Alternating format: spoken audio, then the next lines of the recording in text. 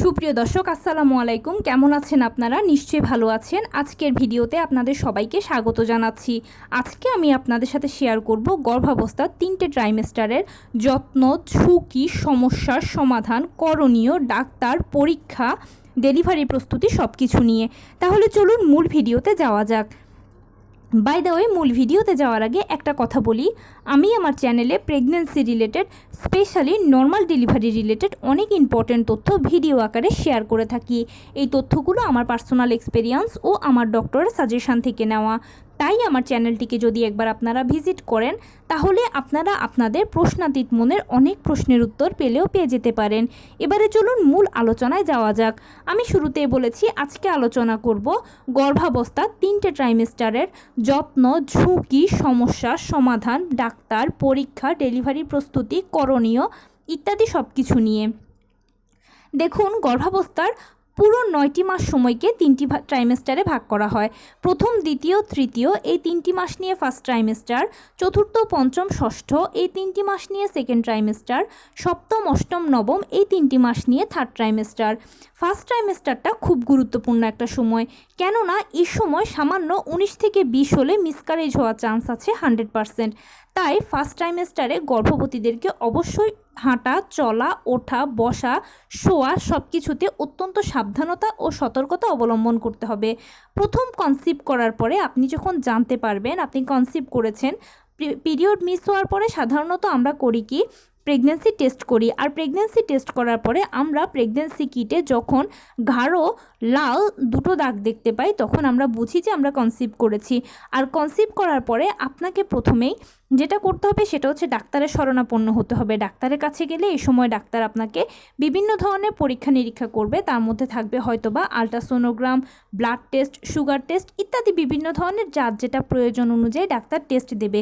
এই টেস্টগুলো অবশ্যই আপনি করবেন, কেননা এ সময় আপনার আলট্রাসোনোগ্রামের মাধ্যমে জানা যায় যে বাচ্চাটা কি ঠিকঠাক মতো জরায়ুতে সেট হয়েছে নাকি ফিলিপিনাল টিউব বা অন্য কোথাও সেট হয়েছে।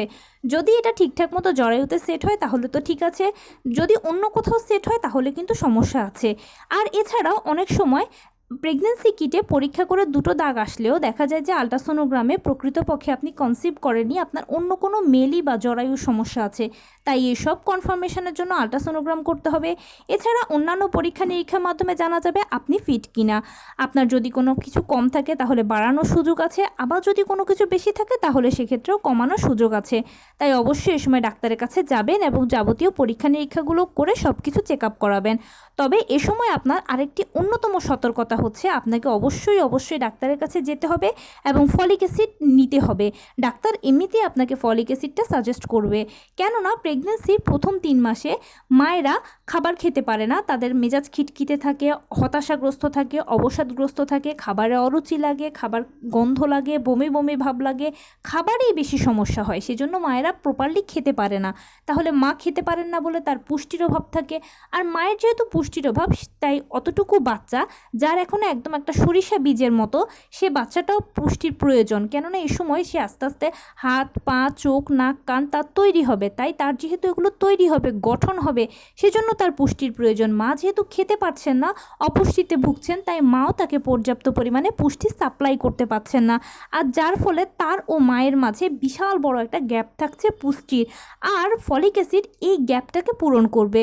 ফলিক অ্যাসিড বাজারে কিনতে পাওয়া খুব কম মূল্যমানের একটা পাওয়ার হাউস। এটা এত ভালো একটা ঔষধ যেটা বাচ্চার এ সময় যে পুষ্টির অভাব থাকে সেটাকে পূরণ করে, যার ফলে বাচ্চার গঠন ঠিকঠাক মতো হয়। পরবর্তীতে শিশু আর বিকলাঙ্গ, প্রিম্যাচিউর এগুলোর কোনো সম্ভাবনা থাকে না। তাই এ সময় অবশ্যই ডাক্তারের সাথে যোগাযোগ করে পরীক্ষা করবেন, ফলিক অ্যাসিডটা নিয়ে নেবেন। ফলিক অ্যাসিড ডাক্তার কাউকে দুবেলা খেতে দেয়, কাউকে একবেলা খেতে দেয়।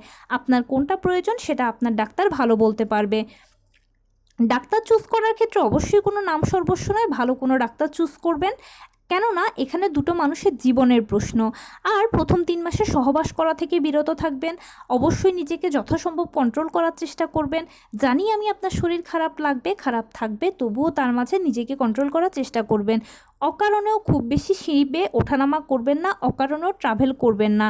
কিন্তু যারা ওয়ার্কিং মম আছেন তাদেরকে তো বাইরে বেরোতেই হয়, তারা এই কাজগুলো করার সময় অবশ্যই সাবধানতা অবলম্বন করবেন।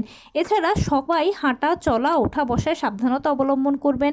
উঁচু কোনো কিছু পরবেন না, উঁচু কোনো জায়গায় হাঁটবেন না, এবড়ো থেবড়ো জায়গায় হাঁটবেন না, পিচ্ছিল জায়গায় হাঁটাচলা করবেন না, অবশ্যই সাবধানতা অবলম্বন করবেন। আপনি আপনার মতো 100% সচেতনতা সতর্কতা অবলম্বন করবেন। এভাবে ফার্স্ট ট্রাইমেস্টারটা কাটিয়ে দেওয়ার পরে আপনি সেকেন্ড ট্রাইমেস্টারে পৌঁছে যাবেন।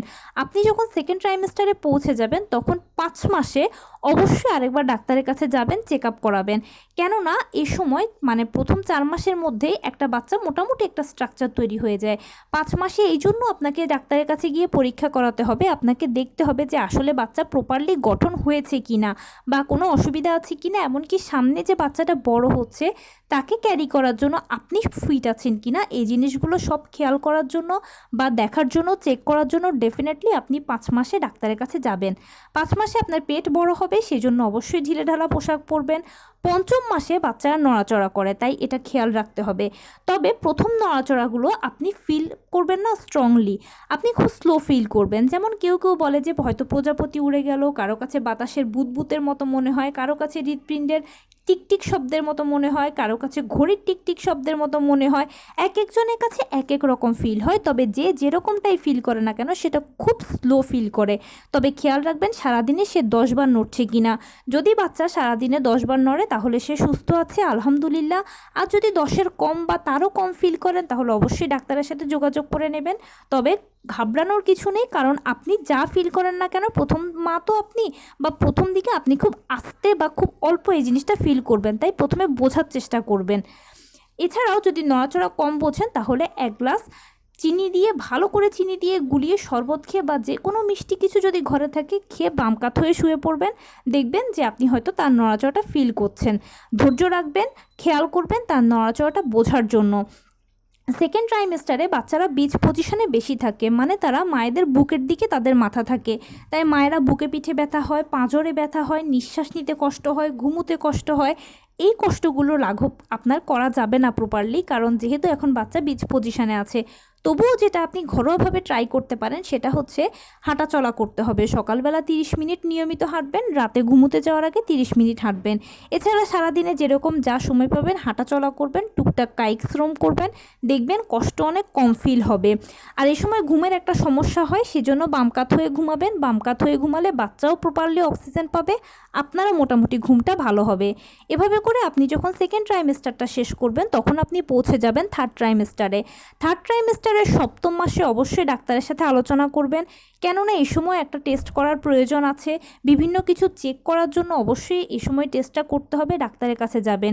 ডাক্তার আপনাকে সেকেন্ড ট্রাইমেস্টারে আয়রন ভিটামিন ক্যালসিয়াম দেবে, থার্ড ট্রাইমেস্টারেও আয়রন ভিটামিন ক্যালসিয়াম রাখবে। প্রয়োজন বোধে ফলিক অ্যাসিড অ্যাড করতে পারে, প্রয়োজনে আবার মাইনাসও করতে পারে।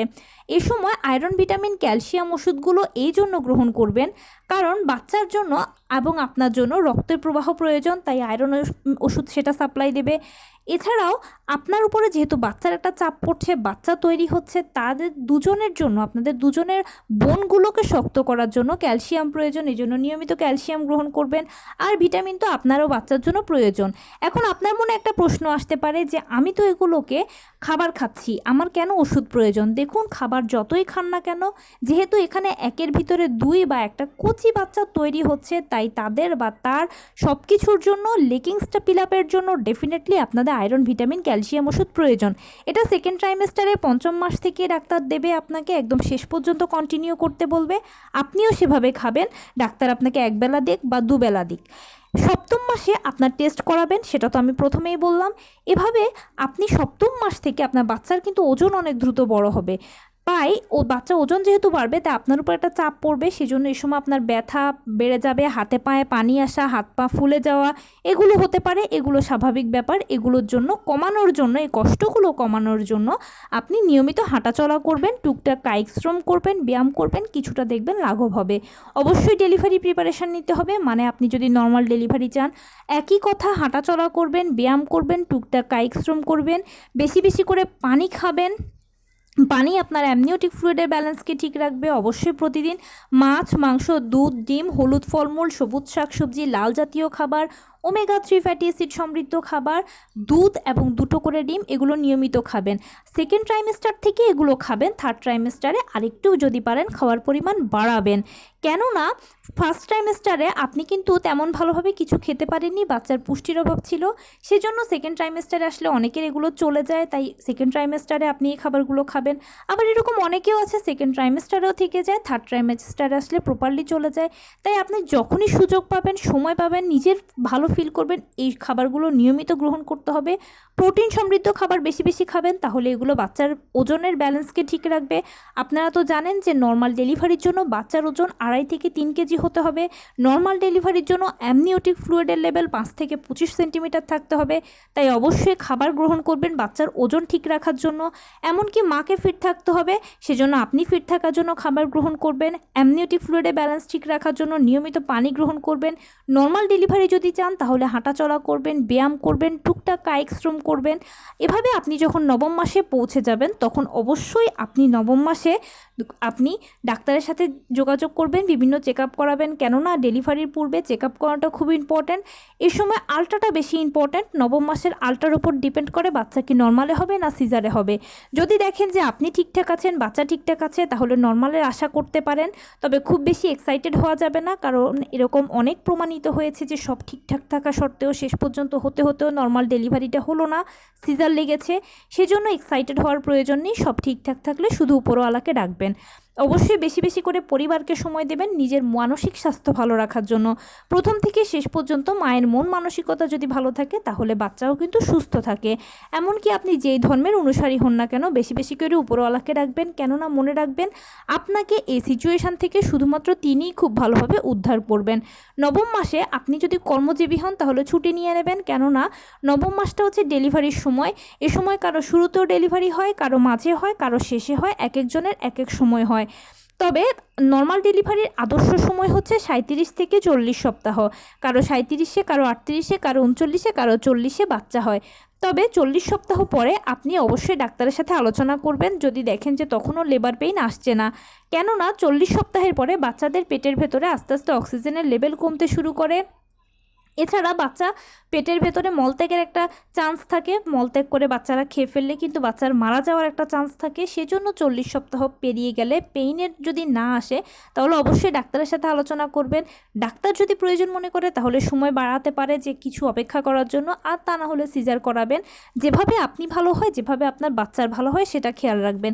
এখানে একটা কথা বলি, নর্মাল ডেলিভারিটা আমরা সবাই ভালো, সেজন্য আমরা এটা সবাই চাইও নর্মালে বাচ্চা জন্ম দিতে।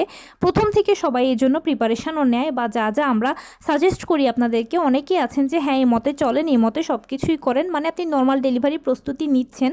কিন্তু শেষ পর্যন্ত গিয়ে অনেকের নর্মাল ডেলিভারি যদি হয় তাহলে তো ভালো, আবার অনেকের দেখা যাচ্ছে সামহাও হয়ে ওঠা হয় না নর্মাল ডেলিভারি।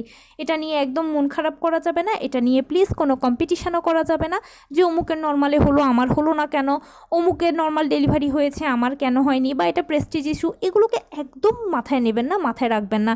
দেখুন আপনার ডেলিভারিটা নর্মালে হোক বা সিজারে হোক সেটা বড় কথা নয়, বড় কথা হচ্ছে ডেলিভারিটা যেন সুস্থভাবে সুন্দরভাবে হয়, আপনার বাচ্চা যেন ভালোভাবে আপনার কোলে আসে, সেটাই হচ্ছে সব থেকে বড় কথা।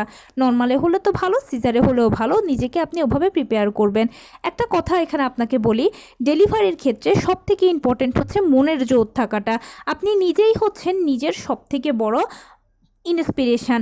আপনি নিজেই নিজেকে বোঝাবেন যে আমি ডেলিভারির জন্য প্রস্তুতি নিচ্ছি, এবার সেটা নর্মালে হোক সেটা সিজারে হোক, আমার বাচ্চা যেন সুস্থভাবে আমার কোলে আসে সেটাই আমি কামনা করি।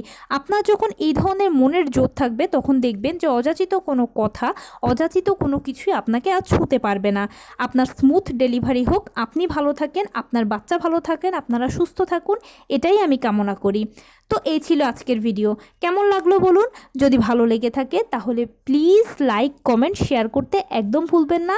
আর সেই সাথে আমার চ্যানেলটিকে সাবস্ক্রাইব করার বিনীত অনুরোধ রইল। পাশে থাকা বেল আইকনটি ক্লিক করে দেবেন যেন আমি ভিডিও আপলোড করার সাথে সাথে আপনারা নোটিফিকেশান পেয়ে যান।